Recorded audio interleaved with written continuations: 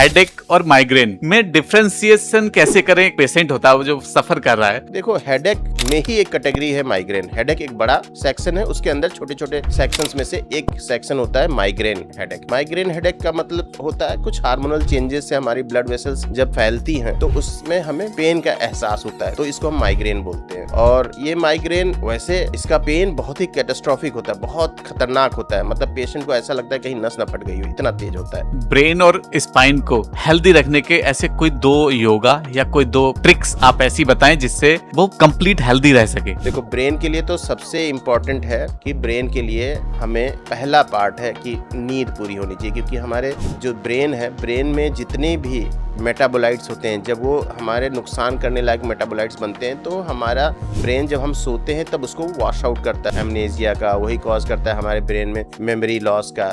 और human brain के बारे में ऐसा कुछ बताएं जो आम जनता या हम लोग नहीं जानते हैं। तो नमस्कार दोस्तों, आज हमारे साथ हैं डॉक्टर सुनील सिंह गौतम जी, जो न्यूरो सर्जरी में देखते हैं गौतम हॉस्पिटल रुद्रपुर में। तो मैं आपका बहुत बहुत स्वागत करता हूं डॉक्टर साहब, और मैं चाहूंगा कि आज हमारे ऑडियंस को वैल्यूएबल टाइम तो आपका है ही, लेकिन नॉलेज भी दे जिससे लोगों का भला हो। मैं सबसे पहले आपसे जानना चाहूंगा कि आपका ये जर्नी कैसा रहा, आपने ये न्यूरो सर्जरी की तरफ ही क्यों गए? थोड़ा बताएंगे अपने बारे में। आ, धन्यवाद काविन जी, आपने ये मौका दिया कि मैं इस चीज़ को शेयर कर सकूं। ये जर्नी बड़ी पुरानी जर्नी, मतलब बहुत इमोशन से जुड़ी होती है। लेकिन हाँ, एक होता है जीवन, कहते हैं ना कि बहती गंगा की तरह होता है, वो कहाँ ले जाता है, आप कहाँ जाते हो पता नहीं चलता। मेरी भी शुरुआत एमबीबीएस किया मैंने, फिर एमएस किया बीएचयू से। और उसके बाद फिर जब मुझे लगा कि कुछ करना है, फिर कार्डियोथोरेसिक में कुछ दिन काम किया। फिर मन नहीं लगा। फिर मुझे लगा नहीं, सबसे अच्छा तो न्यूरो सर्जरी है, क्योंकि मुझे इमरजेंसी में काम करना और इमरजेंसी में पेशेंट को जल्दी से जल्दी उनके लिए इमरजेंसी ट्रीटमेंट देना और आउटकम अच्छा आए, तो ये चीज़ें मुझे बहुत अच्छी लगती है। और इसीलिए मुझे ये न्यूरो सर्जरी पसंद आई। मुझे लगे इसमें जब जीवन के लिए लड़ाई लड़ रहे होते हैं, अंतिम क्षण होता है, उस वक्त हम काम करते हैं, और जब हमें आउटकम अच्छा मिलता है तो वो बहुत संतुलित हमें प्रोत्साहन मिलती है उससे। तो न्यूरो सर्जरी का जर्नी आपका कैसा रहा? मैं किस्मत वाला हूँ कि मुझे अच्छे इंस्टीट्यूशंस मिले। मुझे बीएचयू मिला जिसने मेरे बेस को बहुत अच्छा किया। जब मैं न्यूरो सर्जरी का सोचा तो मुझे पीजीआई चंडीगढ़ मिला, जिसमें न्यूरो सर्जरी का वॉल्यूम बहुत ज़्यादा है। तो इस नाते जब मैं निकला तो मुझे इस चीज़ का डर नहीं था कि ऐसा पेशेंट आएगा तो क्या करूँगा, वैसा पेशेंट आएगा तो क्या करूँगा, क्योंकि मेरे इंस्टीट्यूशंस ने मुझे बहुत अच्छे से हर चीज़ों के लिए तैयार किया था। मेरे गुरु बहुत अच्छे लेवल के गुरु लोग हैं, जो कि हमें जीवन, मतलब जितनी भी बीमारियां हों उसके क्रिटिकल से क्रिटिकल कंडीशंस में खड़े होकर ट्रीटमेंट करना सिखाना, ये सब काम किया। सर्जरी सिखाना, ये सब काम किया। तो अच्छे इंस्टीट्यूशन में जाने पे आपको अच्छा शिक्षा मिलता है, अच्छी प्रैक्टिस मिलती है, और वही कारण है आज मेरी सफलता का कि मैं आज यहाँ पे अगर खड़ा हूँ और यहाँ पे अगर मेरा अस्पताल चल रहा है तो उसके पीछे मेरे इंस्टीट्यूशन और मेरे गुरुओं का बहुत बड़ा आशीर्वाद है। आपने पहले बहुत जगहों पे जॉब किया, उसके बाद अपने हॉस्पिटल की तरफ आपने मूव किया। तो ये कैसा जर्नी है? आपको कितना प्रॉब्लम फेसिंग लगता है कि जॉब में कंफर्ट फील करते थे, आज अपना इतना बड़ा आपने हॉस्पिटल स्टार्ट किया है, तो उसकी क्या जर्नी है? आपको क्या कंफर्ट फील, कहाँ ज्यादा अच्छा था? हाँ, ये थोड़ा सा चीज़ ऐसा है कि क्या होता है ना, जब हम कोई स्पेशलिटी चुनते हैं, अब वो स्पेशलिटी मेरे के लिए जीवन का समझो समर्पण होता है। तो हम चाहते हैं सब कुछ उसके लिए कर डालें, जो भी कुछ बेहतर से बेहतर हो कर डालें। जब आप किसी अस्पताल में काम करते हो तो ये प्रॉब्लम आती है, वहाँ सारी स्पेशलिटी होती हैं। तो आपकी बातों को कितना वो मानेंगे, कितना नहीं मानेंगे, ये मुश्किल काम लगता है। दूसरी बात, न्यूरो सर्जरी में इन्वेस्टमेंट बहुत है।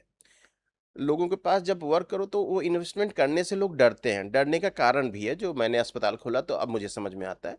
क्योंकि इन्वेस्टमेंट करने से इसलिए भी घबराते हैं लोग कि आज हम इनके ऊपर इन्वेस्टमेंट कर दें। आजकल के डॉक्टरों का हाल ये है, आते हैं और पता चला अब 6 महीना काम किया या 1 साल काम किया और तुरंत निकल गए कहीं और। तो उससे क्या होता है, हॉस्पिटल इन्वेस्टमेंट कर बैठा होता है उस डिपार्टमेंट में, और एक डॉक्टर चला गया, अब दूसरा आता है, पता नहीं वो इस चीज़ों का इस्तेमाल करे ना करे। तो ये सब सोच के मैं भी जब दूसरे हॉस्पिटलों में काम कर रहा था, इन सब चीज़ों को मैंने फेस किया था और प्रॉब्लम्स थी। तो इसीलिए मुझे लगा कि नहीं, अब मुझे अपने बेसिस पे करना चाहिए और जो ज़रूरत है उस पे मुझे बहुत फोकस करना चाहिए। इसीलिए मैंने जब शुरुआत की थी, न्यूरो सर्जरी से ही शुरुआत की थी इस अस्पताल की, और इसका नाम इस पूरे एरिया में न्यूरो सर्जरी से ही शुरू हुआ। और जब हमने अच्छे पेशेंट को आउटकम दिया, क्रिटिकल से क्रिटिकल पेशेंट लिए, जो सब लोग मना करते थे उनको हम लोग लेते थे और ठीक करते थे, तो भगवान ने साथ दिया कि हमारा आउटकम अच्छा रहा। मैं ये तो नहीं कहूँगा कि मैं एक्स्ट्रा ऑर्डिनरी या यूनिक था, सभी निकलते हैं, न्यूरोसर्जन सभी अच्छा करते हैं। किस्मत होती है कि कुछ लोगों की, शायद मेरी किस्मत अच्छी है कि मेरे पेशेंट ज़्यादा अच्छे होके गए और उससे मेरा नाम हुआ, मेरे हॉस्पिटल का नाम हुआ। यही हमारे उन्नति की कहानी है। मतलब आपको कहाँ पे ज्यादा अच्छा लगता था, जॉब में या आप आज अपने हॉस्पिटल में कंफर्ट फील करते हैं? नहीं, मैं अपने हॉस्पिटल में कंफर्ट फील करता हूँ। जॉब में बहुत सी चीज़ें बताया ना कि लिमिटिंग फैक्टर बन जाती थी। वेंटिलेटर की आवश्यकता हो, चाहे सीटी स्कैनर की आवश्यकता हो, ये सब चीज़ें मुझे ना, ये सब चीज़ें सेकंड हैंड रीफैब ये सब अच्छी नहीं लगती है। मुझे ऐसा लगता है सब कुछ मुझे साफ सुथरा अच्छा चाहिए। आपने स्टार्टिंग इस हॉस्पिटल की बहुत छोटे से हॉस्पिटल से की थी, आज आपने बहुत बड़ा हॉस्पिटल, जो 250 बेड का हॉस्पिटल हो चुका है आज आपका। और ये यहाँ पे तो जस्ट एक होटल जैसी सर्विसेज आप दे रहे हैं, जैसा कि मुझे पता है। हाँ, ठीक है, तो आपने इसे क्या बनाने का सोचा है, कितना आगे जाने का प्लानिंग है हम्म। आपकी? देखो, अस्पताल उसी तरह से होता है या कोई इंस्टीट्यूशन उसी तरह से होता है जैसे हमारा बचपना होता है, बचपना से एडल्टहुड आता है, बुढ़ापा आता है, फिर खत्म खत्म होते हैं। वैसे इंस्टीट्यूशंस होते हैं, शुरुआत एक स्पेशलिटी से होती है, फिर धीरे धीरे और स्पेशलिटी जुड़ती हैं। जब स्पेशलिटी जुड़ती हैं तो अब खाली स्पेशलिटी नहीं जोड़नी होती है, अब उसके जो कस्टमर्स होते हैं या उसके जो उसको यूज़ करने के लिए जो पेशेंट या जो सोसाइटी होती है वो भी अलग अलग तरीके की है। तो आपको हर तरह की सोसाइटी से जुड़ना पड़ता है, गरीबों के लिए भी करना है। थोड़े कुछ लोग ऐसे होते हैं जिनके पास पैसे हैं, वो चाहते हैं हम पैसे दें और मुझे सर्विसेज अच्छी मिले, तो हमें उनको भी ध्यान देना पड़ता है कि भाई वो पैसे के साथ चाहते हैं कि उन्हें सर्विसेज अच्छी मिले। तो हमें कुछ ऐसे जगह बनाने पड़ते हैं जहाँ पैसे खर्च खर्च करके और ज़्यादा सर्विस लेना जो चाह रहे हैं उनको वो भी सर्विस दिया जाए। तो इस तरह से पहले हमने अस्पताल में सारी स्पेशलिटीज़ लाने की कोशिश की, जब आ गया तो सोसाइटी के सब सेक्शंस के लिए कुछ ना कुछ करते रहे, जिससे पूरी सोसाइटी होल सोल हमारे अस्पताल से जुड़े। जी, आपने न्यूरो सर्जरी में ही आपका अपना बहुत बड़ा नेम फेम है। न्यूरो सर्जरी में आपको सबसे ज्यादा रिवॉर्डिंग और चैलेंजिंग क्या लगता है? सबसे बड़ा रिवार्डिंग तो न्यूरो सर्जरी में एक होता है जिसको हम बोलते हैं ईडीएच, एक्स्ट्रा ड्यूरल हिमरेज। ये बहुत ही रिवार्डिंग होता है। ये मतलब अगर आप समय से कर दो ना, पेशेंट आपका खट से मतलब सर्जरी करो उसके 2 घंटे बाद वो बैठ के बात करने लगता है, जबकि उसका हिमरेज इतना बड़ा होता है देख के डर लगता है। तो ईडीएच बहुत अच्छा होता है। क्रॉनिक एसडीएच होता है, वो भी अच्छा होता है कि उसमें भी आप जब बरहोल कर दो तो वो सुबह तक थोड़ा ठीक होके बातें करने लगता है। तो ये 2 सर्जरीज ऐसी हैं जो बड़ी ही अच्छी हैं, मतलब आपको आउटकम बहुत अच्छा देती हैं। ब्रेन और स्पाइन से जुड़ी ऐसी कौन सी प्रॉब्लम कॉमन है जो कंफ्यूज करती है कभी? कन्फ्यूज़ करती हैं।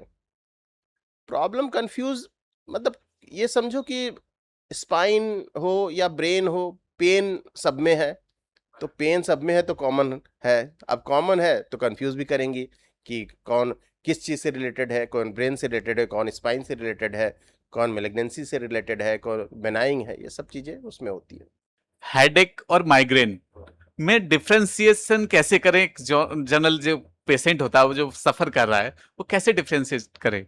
देखो, हेडेक में ही एक कैटेगरी है माइग्रेन। हेडेक एक बड़ा सेक्शन है, उसके अंदर छोटे-छोटे सेक्शंस में से एक सेक्शन होता है माइग्रेन हेडेक। माइग्रेन हेडेक का मतलब होता है कुछ हार्मोनल चेंजेस से हमारी ब्लड वेसल्स जब फैलती हैं, तो उसमें हमें पेन का एहसास होता है, तो इसको हम माइग्रेन बोलते हैं। और ये माइग्रेन वैसे इसका पेन बहुत ही कैटास्ट्रॉफिक होता है, बहुत खतरनाक होता है, मतलब पेशेंट को ऐसा लगता है कहीं नस ना फट गई हो, इतना तेज होता है। लेकिन अच्छी बात यह है कि इसके मेडिकेशंस अब अवेलेबल हैं और पेशेंट बहुत अच्छे से उससे रिकवर कर जाता है। ट्रीटमेंट लेना पड़ता है, थोड़ा ट्रीटमेंट 2-3 महीने लेना पड़ता है। ऐसे खाली हम अगर हफ्ते भर ट्रीटमेंट लेके सोचे कि माइग्रेन ठीक हो जाएगा, तो वो नहीं होता है, फिर वो दोबारा हो जाता है। दूसरी बात ये, माइग्रेन का कारण क्योंकि बाहरी तत्व नहीं, आपका शरीर का ही हार्मोन, आपके शरीर के ही मैकेनिज्म होते हैं, इसलिए हम अगर ये सोचे एकदम कंप्लीट क्योर, तो कंप्लीट क्योर इसमें नहीं होता, क्योंकि ये तो हमारा बॉडी है ना, बॉडी खत्म नहीं कर सकते। हाँ, जब तक शरीर है तब तक ये मैकेनिज्म होता रहेगा। जब ऐसे हार्मोनल चेंजेस आएंगे, ऐसा एनवायरनमेंट आएगा, तो फिर वो माइग्रेन दोबारा हो जाएगा। लेकिन जब दोबारा हो तो फिर ट्रीटमेंट ले लो, फिर ठीक हो जाओ, यही जीवन है। ठीक है। इसे घर पे कैसे कंट्रोल किया जा सकता है? कोई ऐसा ट्रीट माइग्रेन वालों को मैं बोलता हूँ कि माइग्रेन वाले अपना एक डायरी बनाया, उसे माइग्रेन डायरी बोलता हूँ। उसमें क्या होता है, जब आपको माइग्रेन हेडेक हो तो आप ध्यान से अपने पिछले 24 घंटे में आपने क्या क्या किया है उसको लिख लिया कीजिए। क्या खाया, क्या नया स्मेल वाली चीज़ कोई है, कोई रंग है स्पेशल है ना, कोई शैम्पू आपने इस्तेमाल किया, कोई साबुन इस्तेमाल किया, क्योंकि माइग्रेन के लिए ट्रिगर फैक्टर्स भी होते हैं। तो आप अगर अपनी डायरी मेंटेन करते हैं और जब भी आपको हेडेक हो तो आप पीछे 24 घंटे का देखेंगे, तो आपको धीरे धीरे मिलने लगेगा कि हाँ, ये एक कॉमन फैक्टर है जिसके नाते मेरा माइग्रेन प्रेसिपिटेट करता है, तो आपको उससे बचना चाहिए। आजकल स्लिप डिस्क बहुत ज्यादा मेजर मिलता है, जरा सा कुछ एक्स्ट्रा वेट उठा लिया, देन वो स्लिप डिस्क की कंडीशन में पहुंच जाता है। तो इसमें मैक्सिमम केस में सर्जरी ही क्यों सजेस्ट की जाती है? क्या कोई और ऑप्शन नहीं हो सकता? नहीं, देखो, स्लिप डिस्क में सर्जरी ही ऑप्शन है ऐसा नहीं है। ये डिपेंड करता है कि कितना सीरियस है, डिस्क कितनी बाहर आ गई है। अगर डिस्क पूरी तरह बाहर आ गई है, 70% बाहर आ गई है, तो वो नस को कितना दबा रही है। अगर नस को बहुत ज़्यादा दबा रही है तब सर्जरी की बात आती है, नहीं तो अगर बहुत ज़्यादा नहीं दबा रही तो कंजर्वेटिव भी ठीक हो जाती है, धीरे बेड रेस्ट करके दवाई खा के तो ठीक भी हो जाती है। तो ऐसा नहीं है कि हर स्लिप डिस्क जो होता है उसमें सर्जरी ही ज़रूरी होती है। कुछ ऐसी भी स्लिप डिस्क होती है, थोड़ा बहुत होती हैं, तो उसको हम कंजर्वेटिवली मैनेज कर लेते हैं। 6 हफ्ते 8 हफ्ते बेड रेस्ट दे के, दवाइयाँ दे के भी मैनेज हो जाते हैं। स्लिप डिस्क में क्या होता है, कोई सेल्स प्रेस हो जाती है, दब जाती है, राइट? तो उसको कुछ लोग, मैं देख रहा हूँ कि आज सोशल मीडिया का जमाना है, उसमें कुछ लोग उसे स्ट्रेच कर करके, उसको फिजियोथेरेपी दे दे के उसे काफी कंट्रोल कर रहे हैं। क्या वो काफी हद तक कंट्रोल हो जाता है? देखो, संसार में ना नॉलेज जो होती है इतनी ज़्यादा होती है कि आप एक आदमी किसी में स्पेशलाइज हो जाए तो ये भूल जाए कि वो ये सोचे कि संसार में अब सारा नॉलेज उसके पास है। मैं न्यूरो का तो बता सकता हूँ, लेकिन हाँ, और मॉडलिटीज़ कोई कर रहा है और उसमें कितनी सफलता उसे मिलती है, ये तो वो ही जानता होगा, क्योंकि उसके पास रिसर्च वर्क होंगे। लेकिन इतनी तो कॉमन सेंस की बात है कि हमारा जो वजन होता है वो हमारी स्पाइन पे जाता है, और हमारी स्पाइन्स के बीच बीच में डिस्क होती हैं जो हमारे जर्क को एब्जॉर्ब करती हैं। अब अगर हमारा वजन हमारे डिस्क की कैपेसिटी से ज़्यादा हो जाता है तो हमारी डिस्क फटने लगती है। फटती है तो उसके अंदर से पिलपिला पदार्थ होता है जिसको पल्प बोलते हैं, वो जब बाहर आ जाता है तो हम इसको बोलते हैं कि अब स्लिप डिस्क हो गई या एक्सट्रूजन ऑफ डिस्क हो गई, जिससे वो नस पे दबाव डालती है, तो आपको सिम्टम्स आने लगते हैं। अब ये जब हमने कॉमन सेंस हो गया तो इसका मतलब ये हुआ ना कि वजन जो है वो कारण है, तो वजन को कम रखा जाए। अब वजन को कम करने के लिए 3 तरह के वजन हैं। एक तो वजन आपका शरीर है परमानेंट, दूसरा वजन आप जो एक्स्ट्रा वजन हाथ पे लेके उठा के चलोगे वो है, तीसरा वजन होता है आपके पोस्चरिंग से। जब आप आगे की ओर झुकते हो तो आप जैसे आगे की ओर झुकते हो तो आपके स्पाइन के एंटीरियर में प्रेशर बढ़ जाता है, पोस्टीरियर में प्रेशर कम हो जाता है। तो किसी भी चीज़ में अगर एंटीरियर में प्रेशर ज़्यादा हो जाएगा, पोस्टीरियर में कम हो जाएगा, तो कोई भी वस्तु, कोई भी चीज़ हाई प्रेशर से लो प्रेशर की ओर भागती है, तो डिस्क भी इसीलिए पीछे की ओर भागती है और इसीलिए एक्सट्रूजन ऑफ डिस्क हो जाता है। ठीक है। आज का जो लाइफ स्टाइल है उसमें बहुत ज्यादा टाइम तक सीट पे बैठना, चेयर पे बैठना, ऑफिस में लैपटॉप पे, ये सब काम करते हुए बैठना बहुत ज्यादा पड़ता है, जिसकी वजह से हमारी बॉडी पे, हमारी स्पाइन पे बहुत ज्यादा लोड आ रहा है। तो इसके लिए आप क्या सजेस्ट करेंगे, कोई ऐसा जो उसे हम प्रिक्योर कर सकें? इसको कहते हैं ट्रेड ऑफ। अगर कुछ आप पाते हो तो उसके बदले कुछ खोना भी पड़ता है ना?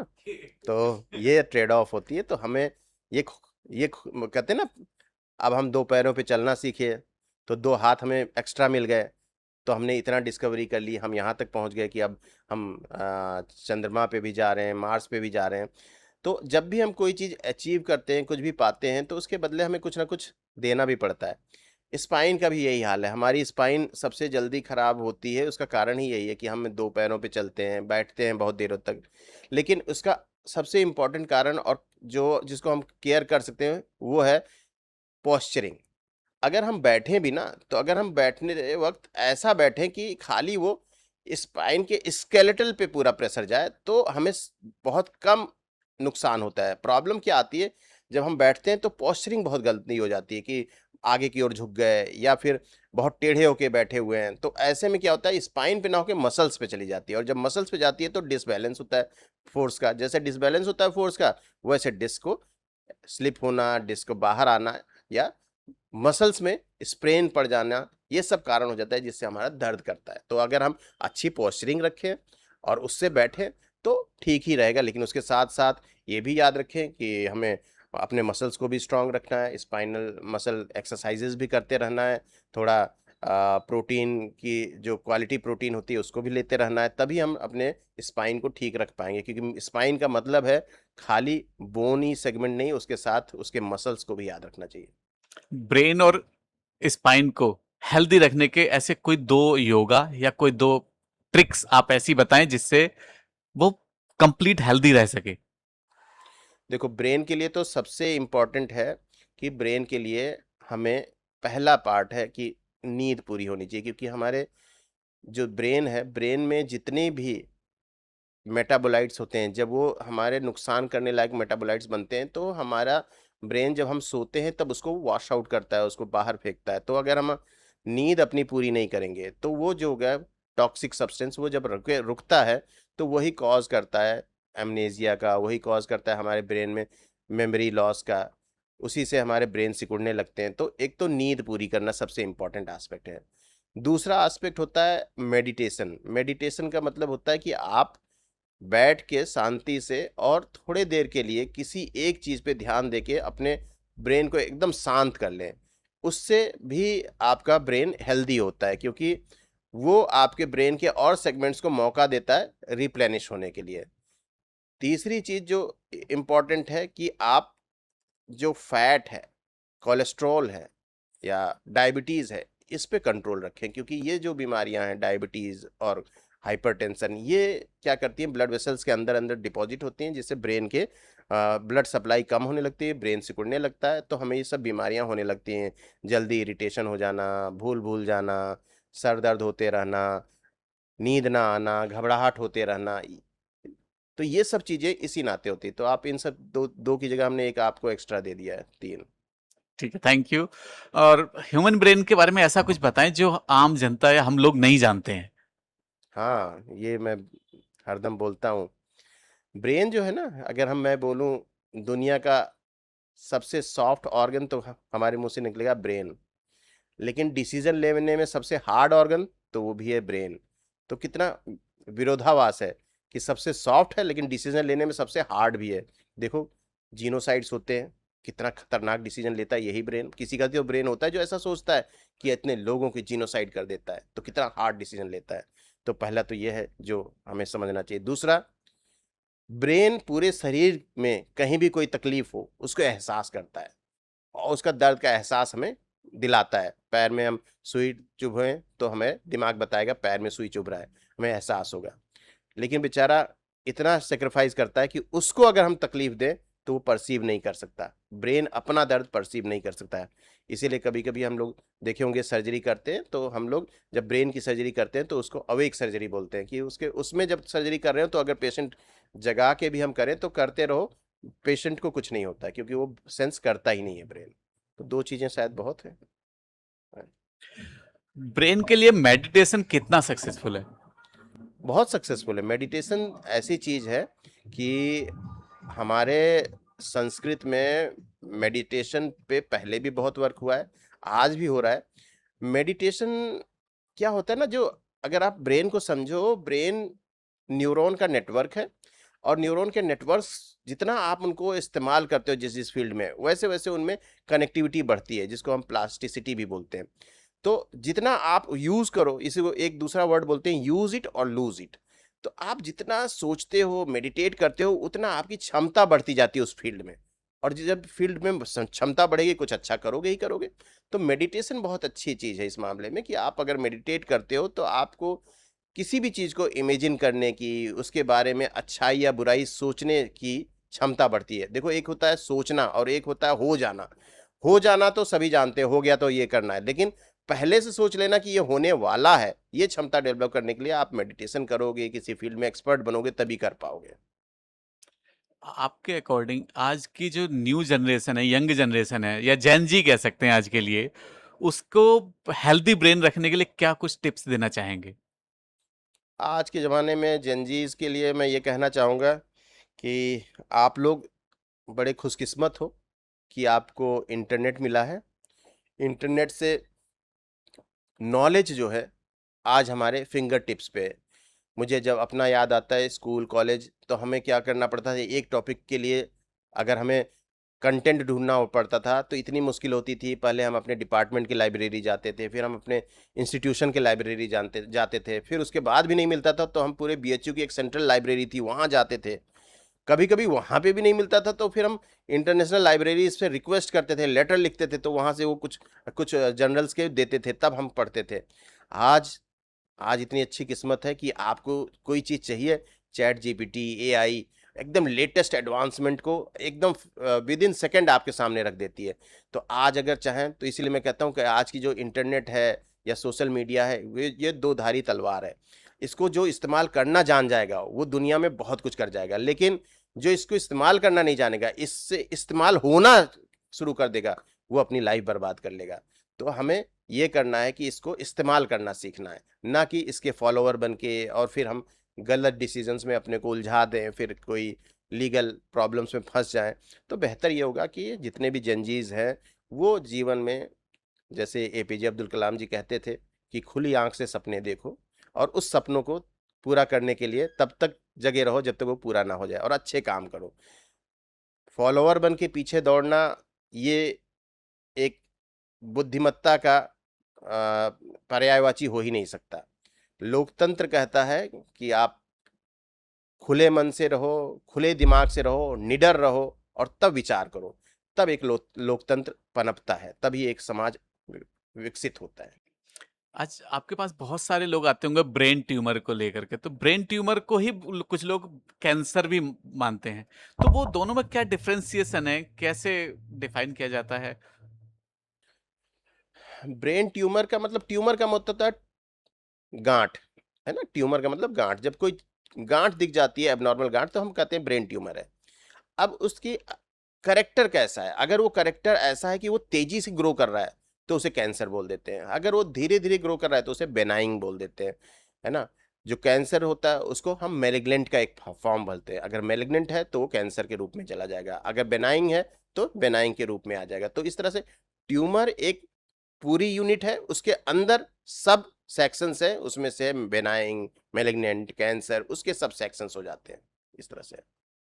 आज हमारे बॉडी के बहुत सारे ऑर्गन रिप्लेस किए जाते हैं, चाहे वो किडनी ट्रांसप्लांट हो, चाहे वो हार्ट ट्रांसप्लांट हो, और भी बहुत आई ट्रांसप्लांट है, और भी बहुत सारे ऑर्गन हैं जो ट्रांसप्लांट किए जाते हैं। आने वाले टाइम में अब एआई का टाइम आ गया, सब एआई और रोबोटिक सर्जरी हो रही हैं। उसमें आने वाले टाइम में फ्यूचर में आप क्या एक्सपेक्ट करते हैं, क्या ब्रेन भी रिप्लेस होगा?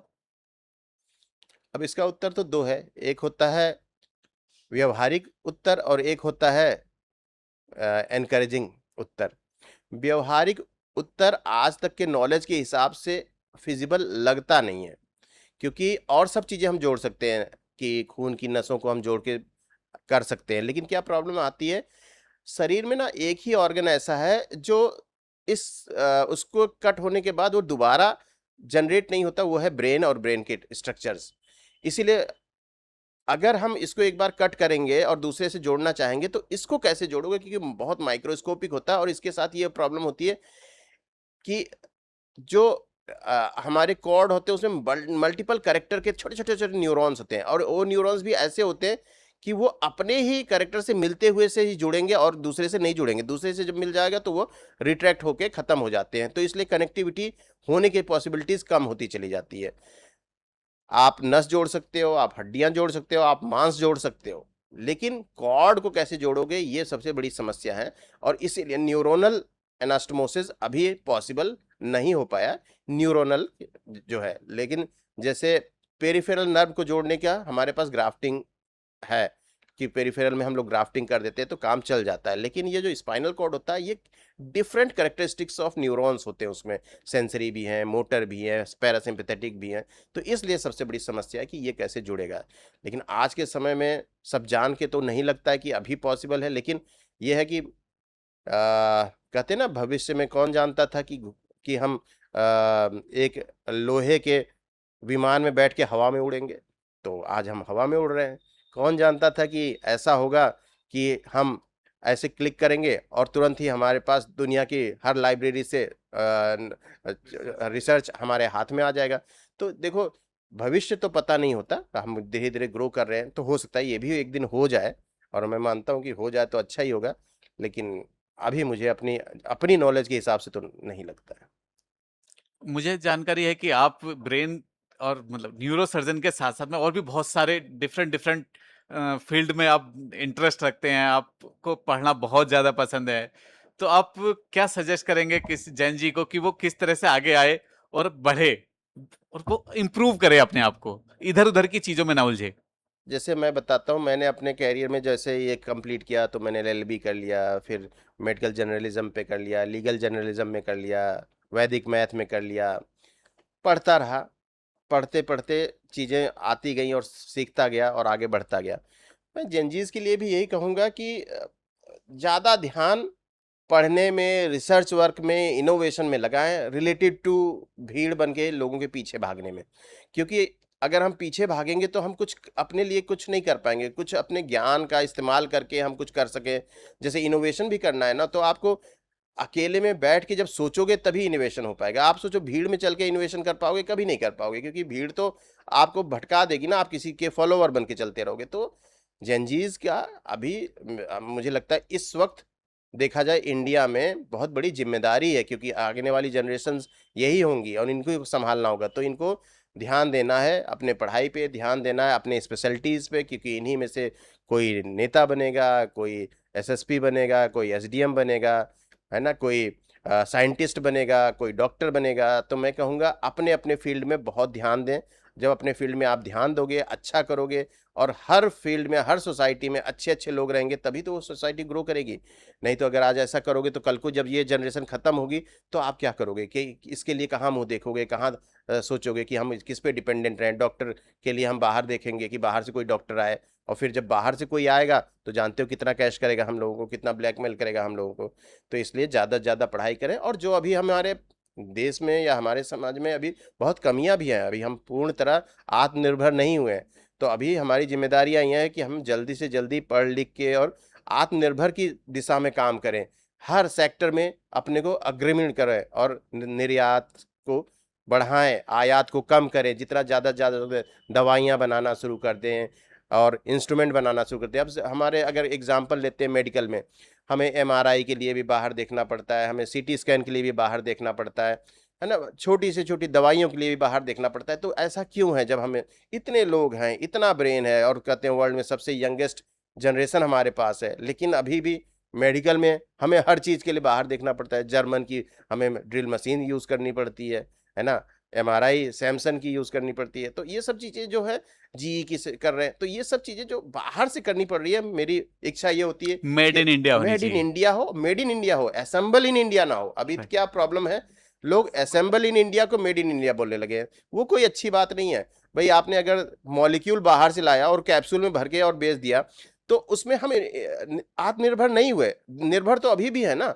अब आप लैपटॉप बना रहे हो और पता चला उसके सारे कंटेंट बाहर से ला के और खाली और असेंबल कर दे रहे हो। तो असेंबल करने से हम आत्मनिर्भर नहीं बनेंगे। आत्मनिर्भर बनेंगे कि हर चीज़ हम अपने यहाँ पे बनाएं, मतलब रॉ मटेरियल से लेके, और आपका जैसे इंटीग्रेटेड डिस्क यहाँ हो, या मेडिसिन में एमआरआई सीटी स्कैन हो और एक्सरेज हो, ये सब चीज़ों का मुझे लगता है कि सबसे ज़्यादा ज़रूरी है। और सबसे और अच्छा बात यह है, एआई आ रहा है। एआई हर फील्ड में एआई आएगा। एआई उसी तरह से जैसे आज से कुछ सालों पहले जब कंप्यूटर का ज़माना आया था तो लोग कितना घबरा रहे थे कि सब बेरोजगार हो जाएंगे, एक कंप्यूटर बैठेगा हज़ारों का नौकरी खा जाएगा। लेकिन उल्टा हो गया, उसने इतना रोजगार पैदा कर दिया कि अब कंप्यूटर पे कितने लोग बैठे रहते हैं, है ना। तो इस तरह से टेक्निक जब भी आती है तो शुरू में लोग ऐसा डरते हैं, लेकिन वो शुरू में अल्टीमेटली टेक्निक को भी चलाने के लिए इंसान ही चाहिए। कोई भी टेक्निक हो, क्योंकि वो चलेगी इंसान से ही। अगर हम एआई में एक्सपर्ट होंगे तो हम कुछ ना कुछ अच्छा करेंगे। तो अभी एआई है, एआई में भी हमें बहुत कुछ करना है, एआई में दुनिया में बहुत कुछ करना है, एआई का यूज़ करना सीखना है, मेडिकल में यूज़ करना सीखना है, जुडिशरी में यूज़ करना सीखना है, एडमिनिस्ट्रेशन में यूज़ करना सीखना है। लेकिन ये भी याद रखना है, एआई के साथ लीगल रिस्पॉन्सिबिलिटीज़ को भी ध्यान में रखना है कि ऐसा भी ना हो एआई के सहारे हम कोई ऐसा काम कर बैठे जो बहुत बड़ा नुकसान कर बैठे, है ना। तो आपको ये भी देखना है कि कितना भी आप एआई यूज़ करो, लेकिन क्रॉस चेक करना बहुत ज़रूरी है कि एआई, ये दिमाग में रखना कि एआई गलती नहीं करती, ये बहुत बड़ी गलतफहमी है। एआई बहुत बुरी तरह गलती करती है अगर आपने प्रॉपर प्रॉम्प्ट नहीं बनाया, प्रॉपरली उसको चेक नहीं किया तो। बराबर। एआई पूरा टोटल डिपेंड करता है हमारे प्रॉम्प्ट पे, हम उसे इंस्ट्रक्शन क्या दे रहे हैं, हम उसे क्या रिसीव करना चाह रहे हैं, वो उसी तरह का देता है। चलिए डॉक्टर साहब, एक मेरा बचपन से लेकर के आज तक का एक बहुत ज़्यादा क्वेश्चन रहता है। हम छोटी सी चीज़ को जब हम कोई फ़ोटो खींचते हैं तो एक मेमोरी लगती है और उसमें हार्ड डिस्क हमारी रिज़र्व होती है, हम वीडियो बनाते तो। लेकिन हमारे दिमाग में, ब्रेन में ऐसा क्या है जिसमें कितना भी स्टोरेज कर लें और ये फुल होने का नाम नहीं लेता? तो ऐसा हमारे माइंड में कितने टीबी की हार्ड डिस्क होती है जो ये कभी फुल ही नहीं होती? एक चीज़ और है कि जन्म है तो एक चीज़ निश्चित है, मृत्यु। अब आपको हम एक एकदम ऐसे ऐसे एनवायरनमेंट में रख दें कि आपको कहीं कुछ समझना भी ना पड़े, कुछ सोचना भी ना पड़े। जैसे आपको भूख का एहसास हो, तुरंत आपके सामने खाना हो, जैसे आपको फ्रेश होना हो, तुरंत फ्रेश होने को मिल जाए, मतलब आप जो सोचो वो तुरंत मिल जाए। तो भी आप अमर नहीं होगे, तो भी आपको ब्लड प्रेशर भी हो सकता है, आपको हाइपरटेंशन भी हो सकता है, आपको डायबिटीज़ भी हो सकता है, आपको अल्टीमेटली करते-करते एक दिन आएगा आपको इस धरती से जाना भी पड़ेगा। तो ये गलतफ़हमी हटा देना चाहिए कि स्ट्रेस के नाते हर चीज़ हो रही है। स्ट्रेस तो एक आपके जीवन का एक अभिन्न अंग है, उसको एन्जॉय करना सीखना चाहिए हमें। कि डेली हमारा जो स्ट्रेस होता है, इससे हमारे को हेडेक का बहुत प्रॉब्लम हो गया है। हेडेक रहता है, सर में दर्द हो रहा है, यार बहुत ज़्यादा स्ट्रेस है, मेरे सर में दर्द हो रहा है।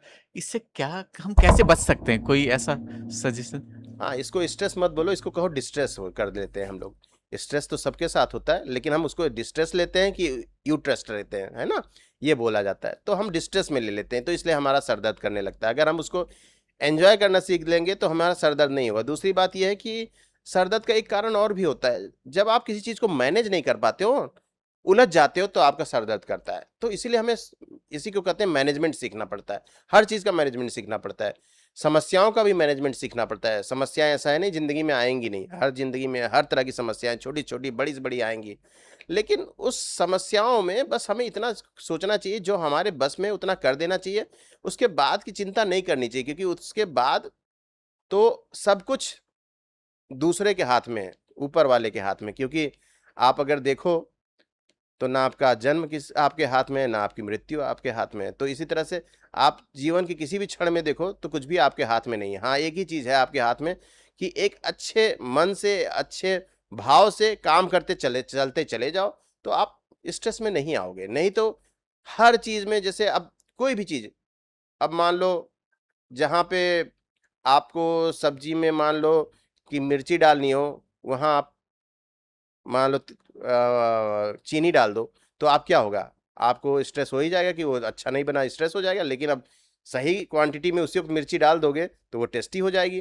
तो इसलिए ये जब ये कंटेंट हम नहीं कर पाते हैं कि उस वक़्त हमें क्या एप्रोप्रिएट चीज़ है जो करना चाहिए, जब वो नहीं करते हैं, तो हम फ़ील करते हैं कि स्ट्रेस के नाते सर दर्द हो रहा है।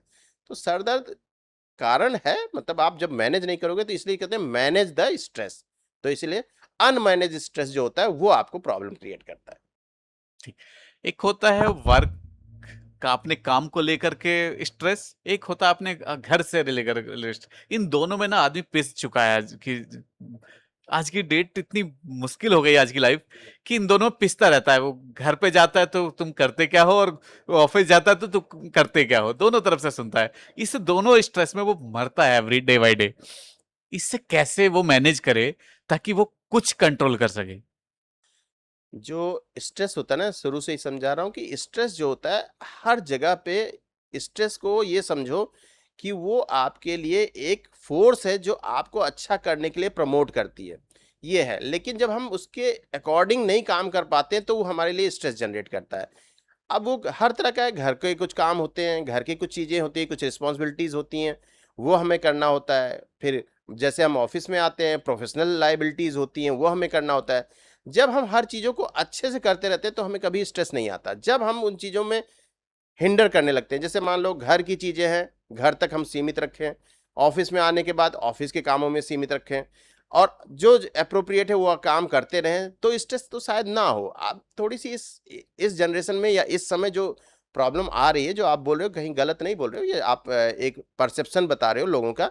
ये इसलिए भी है कि आज जो है ना, ऑफिस घरों के अंदर घुस गया है, क्योंकि हमारे पास स्मार्ट मोबाइल हाथ में आ गया है। अब कभी भी ऑफिस से फ़ोन आ जा रहा है, कभी भी वीडियो रिकॉर्डिंग वीडियो कॉन्फ्रेंसिंग पे आप सामने खड़े हो जा रहे हो, है ना? तो ये क्या हो रहा है, ऑफिस घरों में घुसता चला जा रहा है।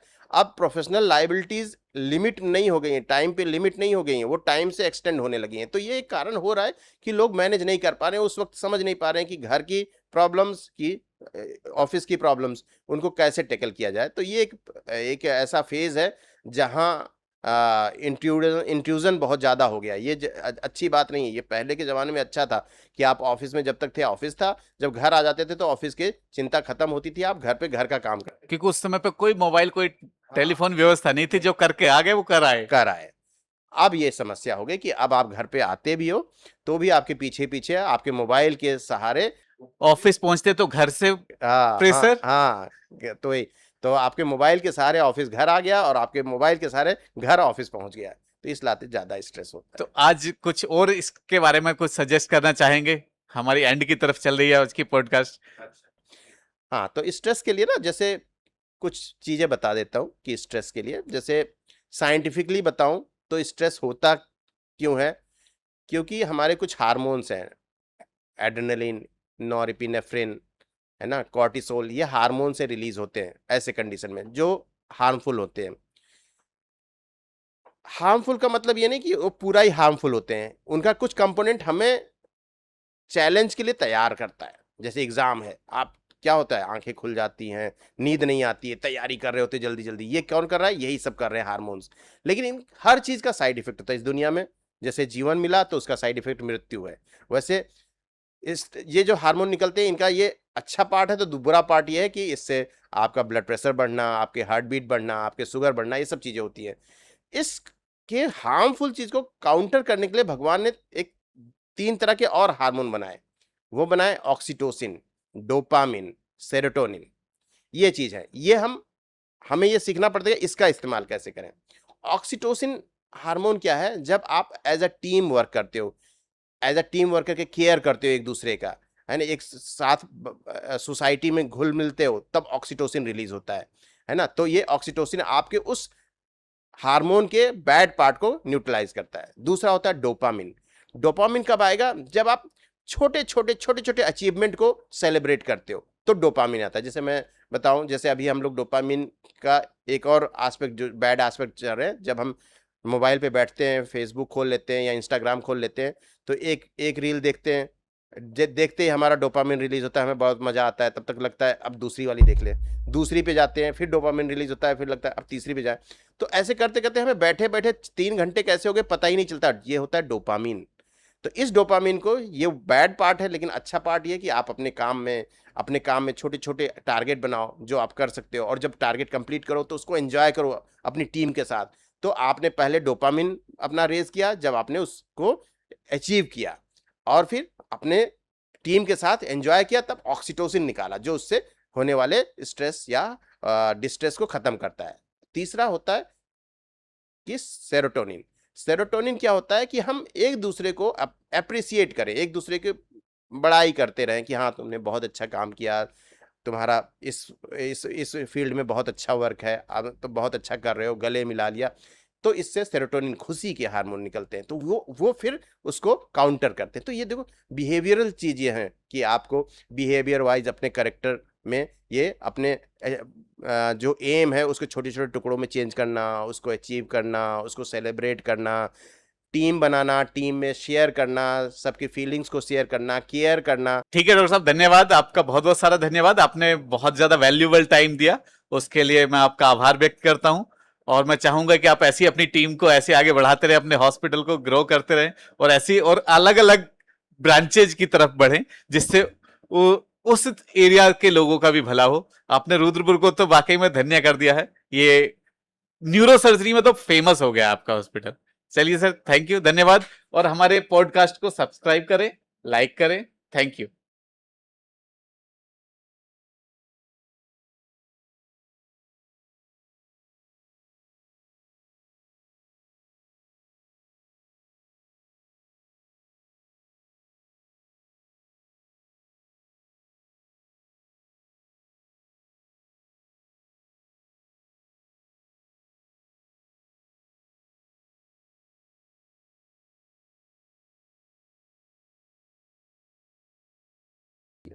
हेडेक और माइग्रेन में डिफरेंशिएशन कैसे करें? जो जनरल जो पेशेंट होता है, वो जो सफर कर रहा है, वो कैसे डिफरेंशिएट करे?